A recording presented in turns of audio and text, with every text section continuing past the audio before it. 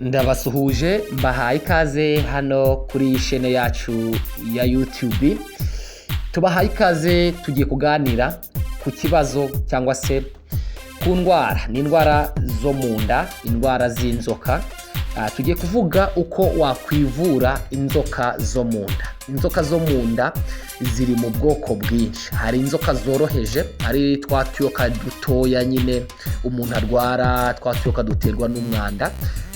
Uko tuyoka umuntu cyangwa se hano muri Afurika, bitewe nuko turi mu bihugu biri mu nzira y'amajyambere cyangwa bikenye, dukunda kurwara inzoka zo munda.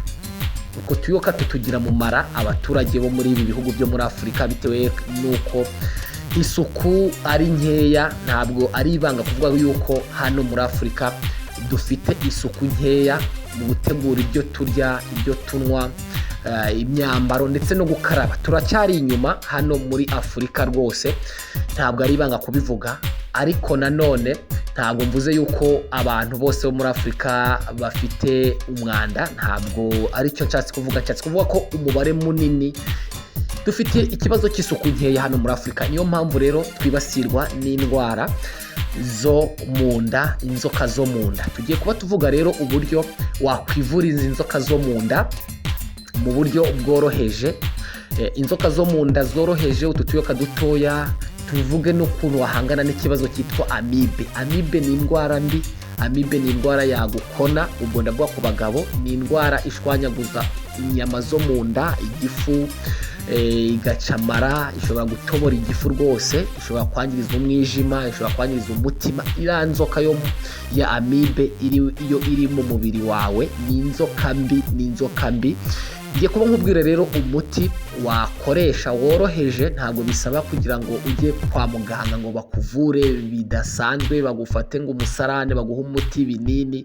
Tugiye kukubwira uburyo bwiza bwo guhangana n'izo nzoka zo mu nda. Yaba AMIBE uraje uyikire niba ufite AMIBE yakurembeje. AMIBE ni inzoka mbi nk'uko nabibabwiye. Umuntu urwaye AMIBE arangwa no kumva mu nda yagugaye, cyangwa se akumva mu nda hari ibintu biri gukinira mu nda bimeze nk'ibikeri, akumva mu nda hari ibintu biri kwirukankamo, biri kugongera nk'ibikeri. Iyo umeze gutyo rero uba ufite ikibazo cya AMIBE, ndetse AMIBE iba yarakuzengereje. AMIBE rero ni inzoka mbi, ni inzoka mbi. Kuyivura biragoye, kugira ngo AMIBE ibe yasohoka mu kiriya gikonoshwa cyayo biragoye.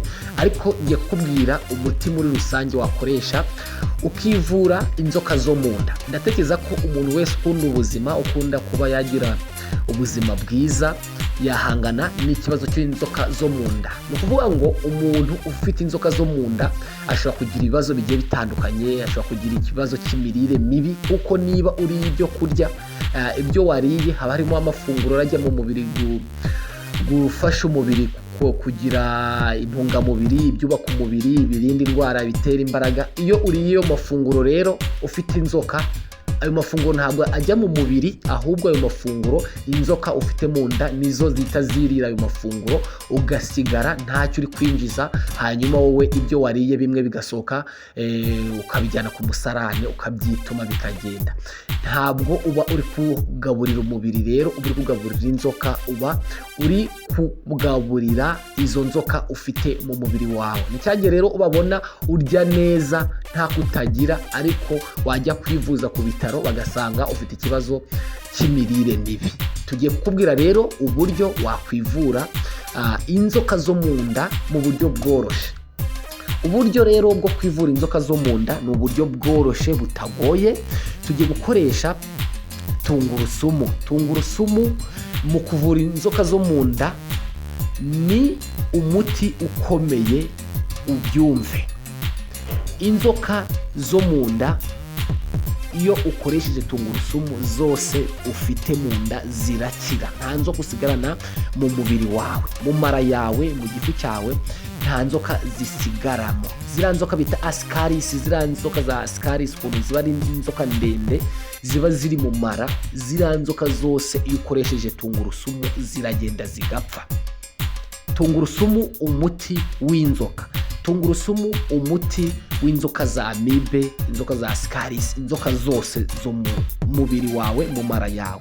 tugiye gukoresha rero tungurusumu urayikoresha gute rero? Urafata udutungurusumu turiya dutete tubiri cyangwa se turiya dusaro tuba turi kuri tungurusumu tubiri cyangwa dutatu, turiya natwita udutete cyangwa se turiya tusaro twa tungurusumu dutatu cyangwa tubiri, hanyuma udusekure. Numara kudusekura udushire mu itasi cyangwa se mu gikombe cy'amazi ashushe, hanyuma ubwo urafata ya mazi yabize nyine, ufate turiya dutete twa tungurusumu dutatu cyangwa tubiri udusekure udushire mu gikombe cyangwa se mu itasi y'amazi yabize, hanyuma upfundikire ubiraze muri ayo mazi. Tuvuge yenda ni 2:00 z'umugoroba, ku mugoroba nyine ugiye kuryama urafata itasi y'amazi yabize, ufate n'utwo dutungurusumu dutatu, utwo dutete dutatu cyangwa tubiri wasekuye dushire muri ayo mazi yabize, hanyuma uhita upfundikira. Numara gupfundikira ubiraze muri ayo mazi. Mu gitondo ukibyuka nta kintu urarya, nta kintu urakoza mu kanwa, nta kintu urarya. Ayo mazi uyanwe cyangwa se uwo muti wateguye uwunwe mu gitondo, hanyuma umare amasaha 2 utaragira ikintu urya wanyoye ayo mazi cyangwa se wafashe uwo muti, nibura uze kurya amasaha 2 ashize. Urabikora mu minsi nibura iminsi 3 wikurikiranyije uwo muti, niho uratangira kubona ko watanze umumaro. Tungurusumu rero ni gutyo wakwivuna inzoka zo mu nda. Nufata tungurusumu, izo ntete 3 za tungurusumu cyangwa 2 ukazisekura ukazishyira mu itasi y'amazi yabize, ukabiraza muri ayo mazi mu gitondo ukibyuka ukayanwa, ukabikora iminsi 3, kandi ukazajya wubahiriza kurya nibura hashize amasaha 2. Birakuvura inzoka zose zo mu nda, inzoka zose zo mu nda. Umuti rero wa tungurusumu urizewe, ni umuti uvura inzoka zo mu nda. Ntabwo narangiriza ngaha iki kiganiro ntakubwiye yenda ibyo tungurusumu, umumaro wa tungurusumu mu mubiri wawe, kuko bakubwira ko tungurusumu ivura ibintu byinshi. Tungurusumu ushobora kuyifashisha mu kuvura ibimeme no korosha uburibwe bwabyo. Tungurusumu ivura ibicurane kuko yifitemo icyo bita antioxida, ivura ibicurane, ikabingongerera umubiri ubudahangarwa bwawo. Tungurusumu nanone kandi ivuraho umuntu yatwitswe n'umuriro wa malariya. Cyagiye umuntu watwitswe n'umuriro wa malariya ku minwa, cyagiye uba wababutse wagize uduheriheri cyangwa se wagize uduheri, tungurusumu rero akenshi irabivura iyo usizeho. Tungurusumu ni umuti w'umwimerere ku bantu barwaye ibishishi ku ruhu rwo mu maso. Ibishishi byo mu maso rero ni umuti ukomeye. Hanyuma tungurusumu kandi ni umuti ukomeye ku bantu bakunda kugira imisatsi ipfuka, kuko ikungahaye cyane ku kitwa arisine iboneka no ku bitunguru. Iyo arisine yifashishwa mu kuvura ikibazo cyo gupfuka umusatsi. Ikindi kandi tungurusumu ivura ibibazo byo mu nzira y'ubuhumekero n'inzira y'igogora, by'umwihariko ikavura inzoka zo mu nda. Ibyo byo nabivura inzoka zo mu nda, inzoka zose.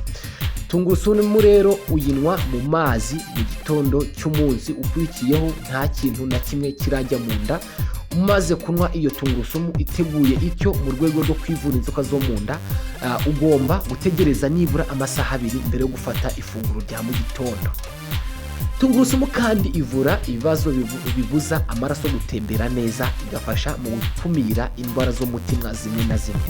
Ikindi kandi ngo tungurusumu ni umuti w'umwimerere uvura kubabara mu ngingo, kuko ifasha abarwara gute, ikaborohereza ububabare.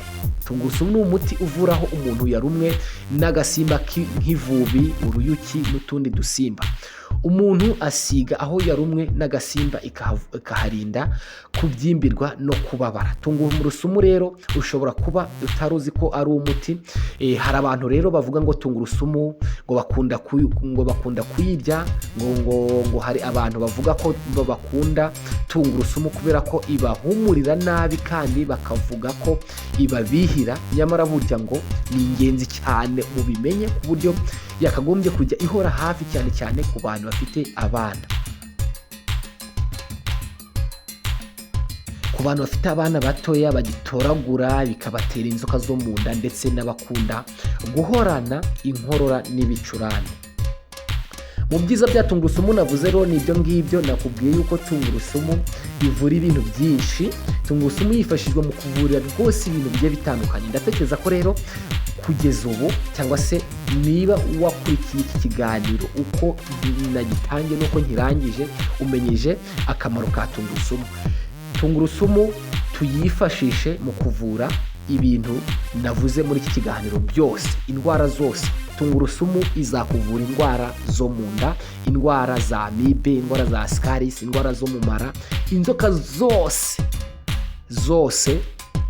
zo mu mara, inzoka zose urwara, tungurusumu ni umuti. Ikiganiro cyacu rero tukirangirije aha. Ibiganiro byacu ni akagaruka. Twavugaga ku ndwara z'inzoka zo mu nda. Ndatekereza ko rero umenyeje uburyo wazivura, kandi ndakubwira yuko nukoresha tungurusumu hehe n'ibibazo bindi mu mubiri wawe. Si ibyo gusa rero, wavuga ibyiza bya tungurusumu, wavuga akamaro ka tungurusumu nk'umuti bwakwira bugaca.